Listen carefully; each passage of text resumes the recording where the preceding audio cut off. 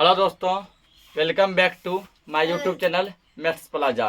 तो दोस्तों, आज मैं इस वीडियो में Bihar board class 6 Hindi chapter 7 जिसका नाम है पिता का पत्र पुत्र के नाम, तो आज मैं इस चैप्टर का व्याख्या करने वाला हूँ, एक्सप्लेन करने वाला हूँ।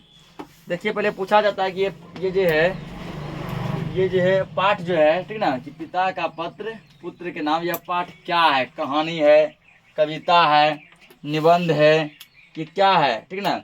यह पाठ जो है, यह पाठ है पत्र लेखन। पत्र लेखन। उसके और पूछता है इस पाठ के लेखक कौन है? ठीक ना। ये पाठ जो ना तो कहानी है, ना ही कविता है, ना ही निबंध है, बल्कि ये है पत्र लेखन, यानी पत्र के माध्यम से समझाया गया है। इसके लेखक कौन है? इसके लेखक है महात्मा गांधी, ठीक ना, यानी मोहनदास करमचंद गांधी। मोहनदास करमचंद गांधी को शॉर्टकट में हम लोग क्या कहते हैं? महात्मा गांधी। महात्मा गांधी का पूरा नाम है मोहनदास करमचंद गांधी और इसको कहते हैं महात्मा गांधी। महात्मा गांधी जी इसके कौन है? लेखक हैं। तो आइए अब इसको समझते हैं, इसमें क्या कहा गया है।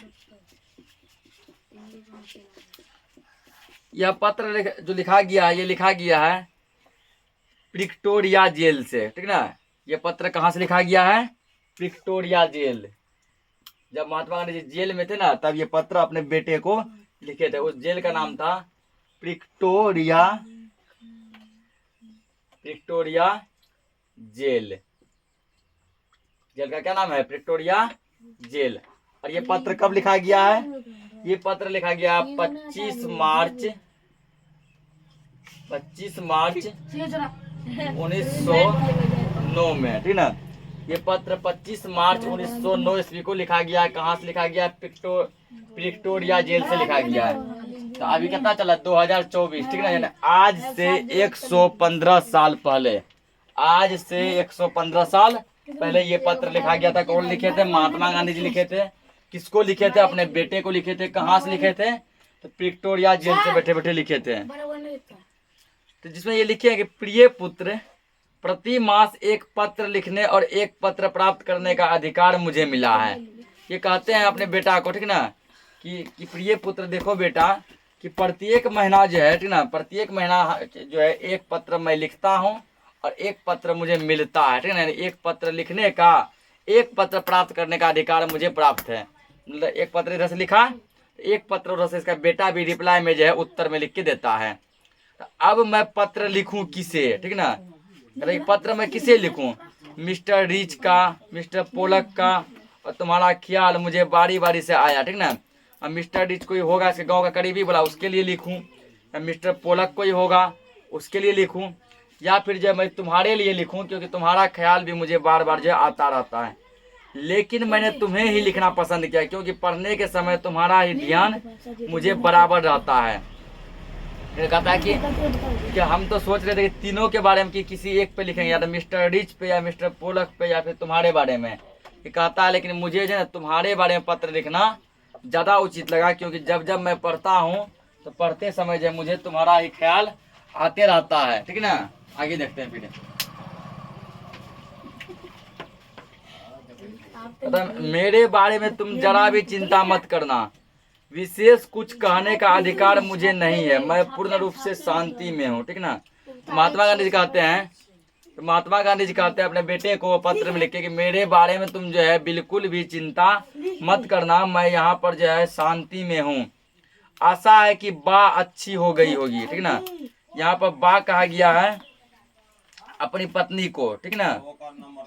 यहाँ पर जब बा किसको कहा गया है? तो बा अपनी पत्नी, यानी महात्मा गांधी जी अपनी पत्नी को बोले हैं, यानी अपने बेटे की माँ को यहाँ पे बा बोले हैं। मुझे मालूम है कि तुम्हारे कुछ पत्र यहाँ आए हैं, लेकिन वे मुझे नहीं दिए गए हैं। महात्मा गांधी जी कहते हैं कि अपने बेटे को कि तुम्हारे भी कुछ पत्र यहाँ आए हैं, ठीक ना। तुम यहाँ पत्र जो है, तुम्हारे भी कुछ पत्र यहाँ पर आए हुए हैं, लेकिन जो है जेलर के द्वारा जो वो पत्र जो है क्या कर दिया गया? रख दिया गया, मुझे नहीं दिया गया। फिर भी डिप्टी गवर्नर की उदारता से मुझे मालूम हुआ कि बा का स्वास्थ्य सुधर रहा है, ठीक ना। मतलब पत्र तो मुझे नहीं मिला, लेकिन जेल का जो डिप्टी गवर्नर था, ठीक ना, तो उसके माध्यम से मुझे पता चला कि बा का स्वास्थ्य मतलब अब जो अच्छा हो रहा है। बा मतलब महात्मा गांधी की पत्नी, ठीक ना। महात्मा गांधी जी अपने पत्नी को बा कहा करते थे। यानी कि लड़के की माँ, महात्मा गांधी के बेटे की माँ। वो तो बोला मुझे कहीं से पता चला कि बा का स्वास्थ्य अब धीरे धीरे ठीक हो रहा है। क्या वे फिर से चलने फिरने लगी?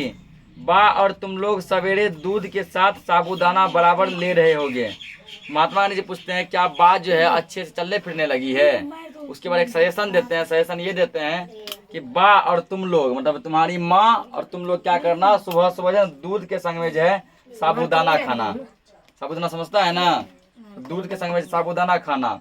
और जब कुछ तुम्हारे विषय में कहना चाहूँ और अब कुछ तुम्हारे विषय में कहना चाहूंगा। ये सब तो बोला अपनी मतलब कि बा के विषय में, पत्नी के विषय में। बोला अब मैं कुछ तुम्हारे विषय में भी कहना चाहता हूँ। क्या? पहले पूछा तुम कैसे हो, ठीक ना? ये पत्र में लिखते हैं तुम कैसे हो। तुम पर जो जिम्मेवारी मैंने डाली है तुम उसके सर्वथा योग्य हो और आनंद से उसे निभा रहे होंगे, मुझे ऐसी आशा है। तो महात्मा गांधी जी कहते हैं कि जब मैं जेल आ रहा था तो तुम पर मैंने कुछ जिम्मेदारियां दी थी, ठीक ना? तो तुम पर मैं जो है जो जिम्मेदारी देकर आया हूँ तो आशा है कि वो जिम्मेदारी तुम जो है बहुत ही अच्छे से निभा रहे होंगे। मैं यह जानता हूँ कि तुम्हें अपनी शिक्षा के प्रति असंतोष है। असंतोष है कहने का मतलब है कि तुम्हें पढ़ाई लिखाई में बिल्कुल भी मन नहीं लगता, ठीक ना? महात्मा गांधी जी को भी पता है कि मेरे बेटे को जो है पढ़ाई लिखाई में बिल्कुल भी मन नहीं लगता है। जेल में मैंने यहाँ खूब पढ़ा है। इससे मैं यह समझता हूँ कि केवल अक्षर ज्ञान ही शिक्षा नहीं है, सच्ची शिक्षा तो चरित्र निर्माण और कर्तव्य का बोध है, ठीक ना? तो महात्मा गांधी जी कहते हैं कि जब से मैं जो है ना जेल आया हूँ, मैं जेल में यहाँ पर जो खूब पढ़ा हूँ, ठीक ना? तो खूब पढ़ने के बाद जब मुझे यह पता चला कि केवल अक्षर ज्ञान जो है सच्ची शिक्षा नहीं है। अक्षर ज्ञान का कहने का मतलब है किताबी ज्ञान। मान लो किताब में जो लिखा है किताब से पढ़ लिए, ठीक ना? तो किताबी ज्ञान जो सच्ची ज्ञान नहीं। कोई व्यक्ति मान के बहुत आगे तक पूरा पढ़े रहते हैं, बहुत पढ़े लिखे रहते हैं, एक पर एक डिग्री हासिल रहता है, लेकिन उसको ना तो बोलने का तमीज़ है, ना तो बड़े से या छोटों से बात करने का तमीज़ है, ना जो है किसी और चीज़ों का तमीज़ है, ठीक ना? तो वो व्यक्ति पढ़ा लिखा नहीं कहलाता है। वही महात्मा गांधी जी बोले हैं केवल अक्षर ज्ञान ही शिक्षा नहीं है, ठीक ना? हमारा किताबी ज्ञान तुम पढ़ लिए, किताब से तुम बहुत पढ़ लिए, वो शिक्षा मेन शिक्षा नहीं है। सच्ची शिक्षा महात्मा गांधी जी कहते हैं चरित्र निर्माण और कर्तव्य का, कि तुम्हारा जो कर्तव्य है, तुम्हारा जो काम है वो तुम अपने भली भांति निभाओ। उसके बाद चरित्र निर्माण, सभी से बात करने का तभी तुमको आना चाहिए। तुम्हारा चरित्र कैसा है ये निर्भर करता है कि तुम जो है कितना पढ़े लिखे हो। यदि यह दृष्टिकोण सही है और मेरे विचार से तो यह बिल्कुल ठीक है, तुम सच्ची शिक्षा प्राप्त कर रहे होगे, ठीक ना?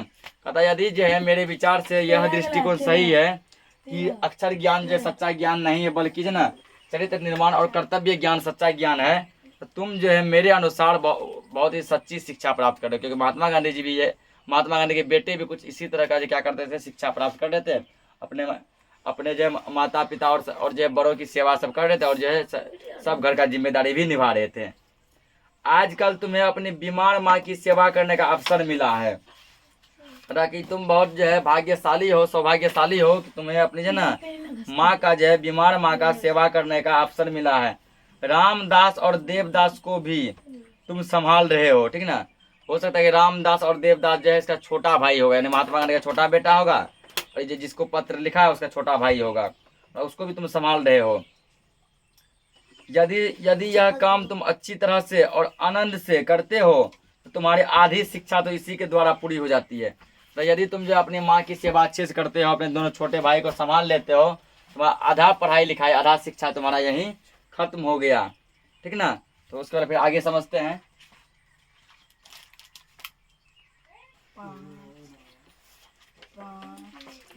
फिर आगे कहा गया है उपनिषदों की एक टीका में लिखा है कि प्रथम अर्थात ब्रह्मचर्य आश्रम संन्यास आश्रम के समान है, ठीक ना? एक उपनिषद में ऐसा लिखा गया है कि ब्रह्मचर्य आश्रम जो है वो किसके जैसा, संन्यास आश्रम के समान है। इसका मुझ पर गहरा प्रभाव पड़ा है, ठीक ना? महात्मा गांधी जी कहते हैं कि जब मैं उपनिषद पढ़ा तो उसमें यह पढ़ा कि ब्रह्मचर्य जो है ना, ब्रह्मचर्य आश्रम जो है संन्यास आश्रम के समान है और इसका मुझ पर बहुत गहरा प्रभाव पड़ा है।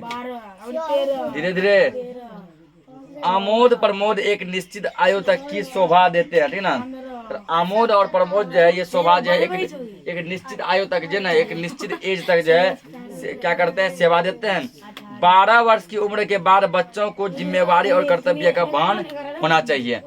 कहता है यदि कोई बच्चा जो है 12 साल या उससे अधिक हो जाता है, उसको अपने कर्तव्य का पता चल जाना चाहिए, ठीक ना। 12 साल, यदि बच्चा का 12 साल हो गया या 12 साल से ज्यादा हो गया, उसके बाद बच्चों को समझना चाहिए कि अब मेरा घर में जो क्या कर्तव्य है, मेरा क्या काम है, ठीक ना। कि 12 साल तक महात्मा गांधी जी बच्चे को बच्चा माने हैं, और जब बच्चा 12 साल से अधिक हो जाता है, उसको महात्मा गांधी जी बड़े की जिम्मेदारी से बाहर निकाल दिए, बच्चों की जिम्मेदारी से बाहर निकाल दिए हैं। उन्हें अपने आचार और विचार से सत्य और अहिंसा के प्रयोग की चेष्टा करनी चाहिए, ठीक ना।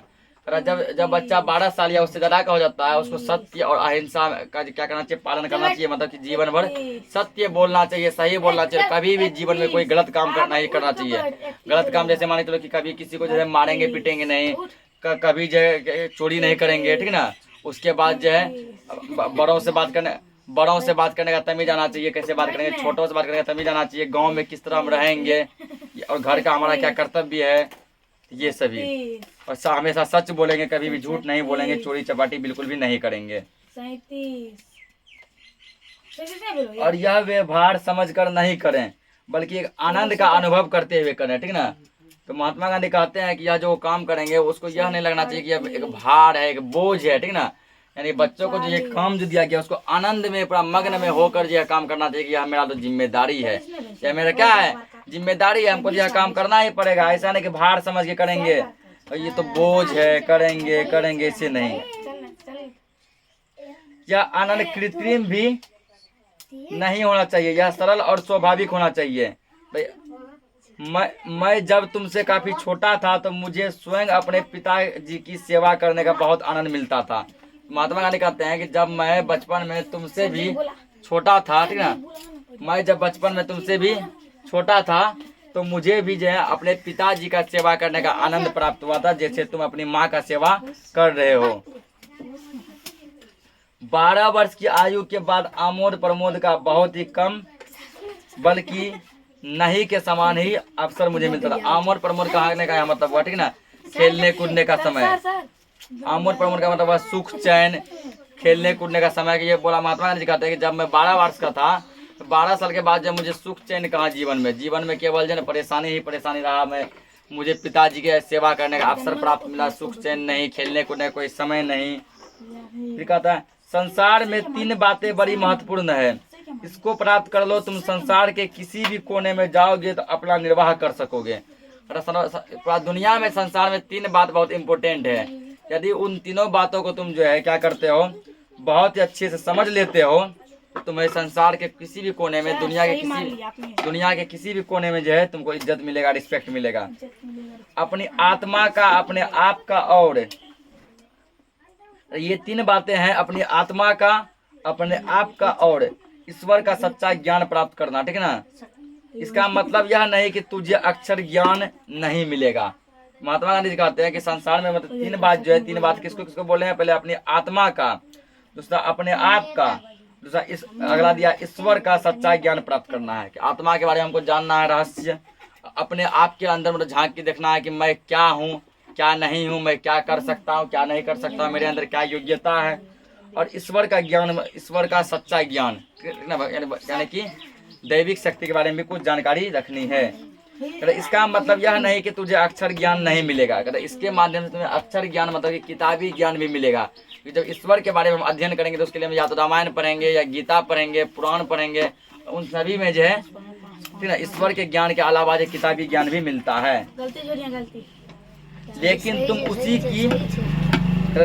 उसी की चिंता करो, मैं यह नहीं चाहता, ठीक ना, कि मैं यह नहीं चाहता कि तुम हमेशा उसी का मतलब चिंता करते रहो कि ये 3 बात जो तुमको हम बताए। इसके लिए तुम्हारे पास अभी भी बहुत समय है। कहता कि इन 3 बातों को समझने के लिए, यानी आत्मा का रहस्य, अपने आप के बारे में जानना, ईश्वर के बारे में जानना, इन 3 चीजों को समझने के लिए तुम अभी भी बच्चे हो। इतना बड़ा उसका बेटा हो गया फिर भी कहता तुम अभी भी जो इन 3 को समझने के लिए क्या हो, तो बच्चे हो, ठीक ना, अभी भी तुम बहुत छोटे हो, तो तुम्हारे पास बहुत समय है। अक्षर ज्ञान तो इसलिए होता है कि जो कुछ तुम्हें मिला है उसे तुम दूसरों को दे सको, ठीक ना। अक्षर ज्ञान मतलब किताबी ज्ञान वह ज्ञान है तुमको जो मिला है उसके माध्यम से तुम दूसरों को दे सको। जैसे मान लो हम जो अपने समय में पढ़े, वो अभी तुम लोग को पढ़ा रहे हैं। और तुम लोग जो पढ़ लिख लोगे, तुम लोग भी अक्षर ज्ञान प्राप्त कर लोगे, तो हो सकता है भविष्य में तुम लोग भी किसी और को पढ़ाओगे। यही महात्मा गांधी कहते हैं, अक्षर ज्ञान जो है किसी को देने के लिए है।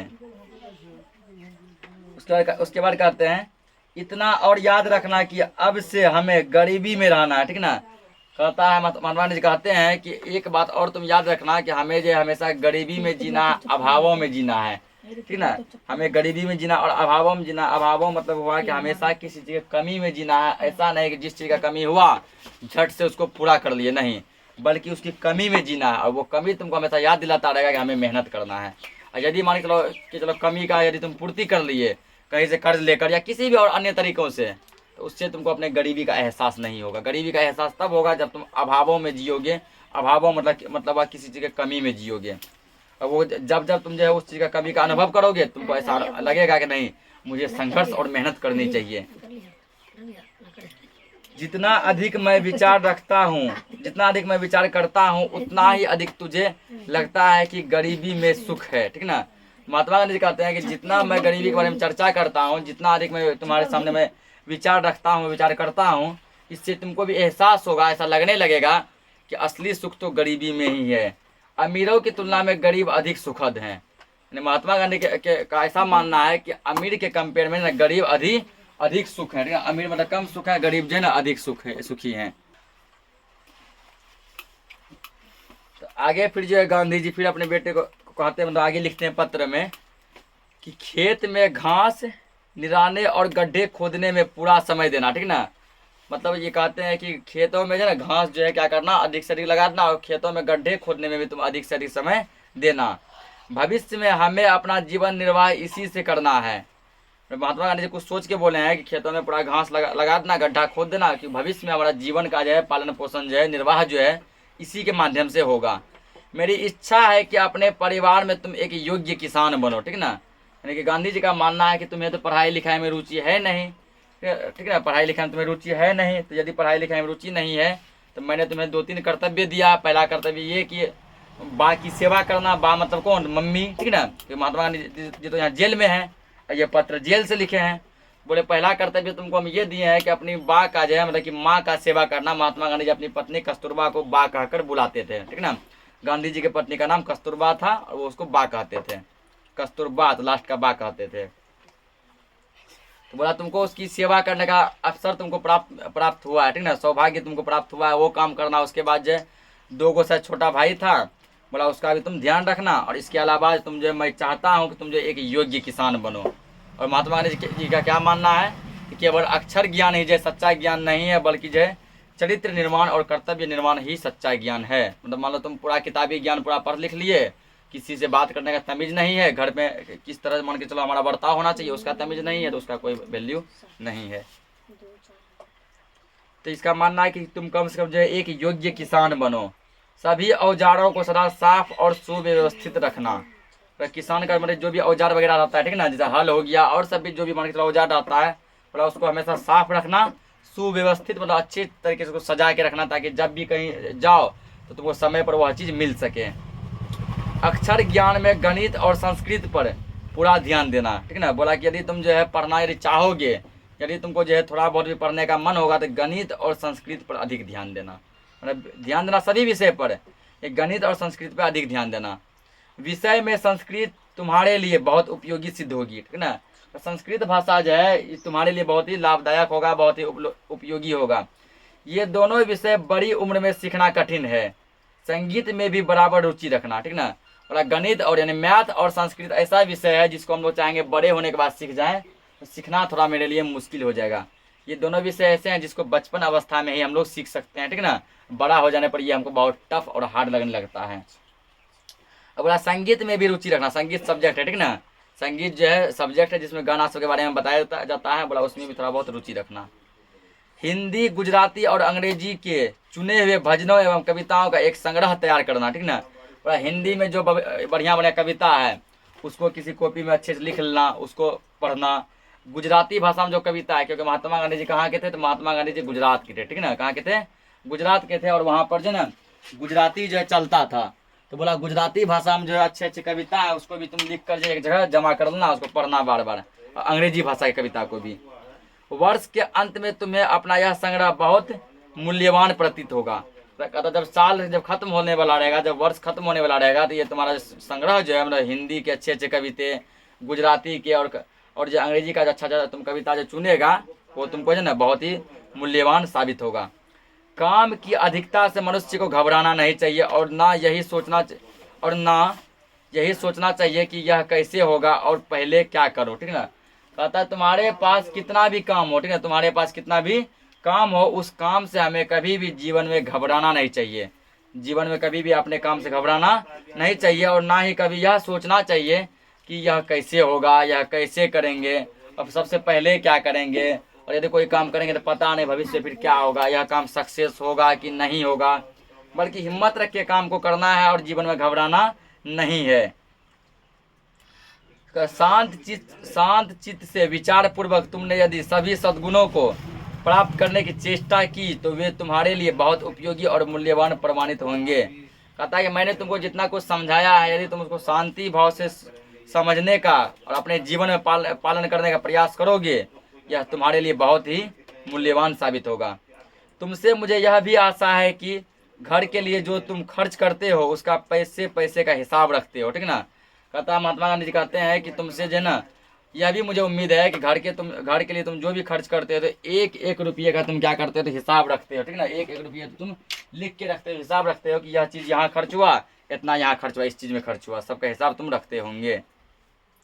मुझे यह भी आशा है कि तुम रोज शाम को नियम पूर्वक प्रार्थना करते होंगे और रविवार को भी वेस्ट के यहाँ भी प्रार्थना करने जाते होंगे, ठीक ना। तो उसके बाद यह जो है लेखक क्या करते हैं, मतलब गांधी जी यह बेटा से उम्मीद लगाते हैं कि तुम रोज शाम को जो है भगवान का ध्यान पूर्वक प्रार्थना करते होंगे और प्रत्येक संडे को रविवार को जो है श्री वेस्ट के यहाँ जो है जाकर प्रार्थना करते होंगे। सूर्योदय से पहले उठकर प्रार्थना करना बहुत ही अच्छा है, ठीक ना। गांधी जी कहते हैं प्रार्थना तो शाम में करते ही हो, इसके अलावा तुम सूर्योदय मतलब सूर्य उगने से पहले प्रार्थना करो, ठीक ना। सूर्य उदय से पहले प्रार्थना करना जो है हमारे लिए बहुत ही अच्छा है। बोला प्रार्थना तो हर वक्त तुम कर सकते हो, लेकिन खास करके जो ना सूर्य उदय से पहले प्रार्थना करना। प्रयत्न पूर्वक एक निश्चित समय पर ही प्रार्थना करनी चाहिए। निश्चित समय यानी कि सूर्योदय से पहले का समय। यह नियमितता तुम्हें अपने जीवन में आगे चलकर बड़ी सहायक सिद्ध होगी। तो गांधी जी कहते हैं यदि तुम इस तरह नियम का पालन करोगे तो यह तुम्हारे लिए भविष्य में बहुत ही सहायक सिद्ध होगी। इस पत्र को पढ़कर अच्छी तरह समझ लेने के बाद मुझे जवाब देना, ठीक है ना। अब ये जो है कहानी मतलब कि निबंध खत्म होने पर है, पत्र लेखन मतलब की खत्म होने पर है, तो गांधी जी अंत में लिखते हैं जब तुम इस पत्र को पढ़ोगे तो पढ़ के तुम पहले अच्छी तरह इसको समझ लेना और समझ के फिर मुझको जवाब देना। कितना एक पत्र के माध्यम से एक पत्र लिखकर मुझे जवाब देना। जवाब जितना लंबा चाहो उतना लिख सकते हो, ठीक है। बोला जवाब जितना लंबा चाहो, जो मन हुआ तुम हर एक कुछ उसमें लिख सकते हो। अंत में मैं अपने प्रेम सहित यह पत्र समाप्त करता हूँ, मतलब तुम लोगों को जो आशीर्वाद देकर दुआ देकर यह पत्र जो है समाप्त करता हूँ। तुम्हारा पिता मोहनदास, ठीक ना। लास्ट अंत में तुम्हारा पिता मोहनदास। इसी के साथ जो है यह चैप्टर क्या हो गया, खत्म हो गया। तो हम लोग जो है नेक्स्ट वीडियो में इसका जो क्वेश्चन आंसर करेंगे। फिलहाल आज के लिए इस वीडियो को इतना ही रखते हैं, तब तक के लिए जय हिंद।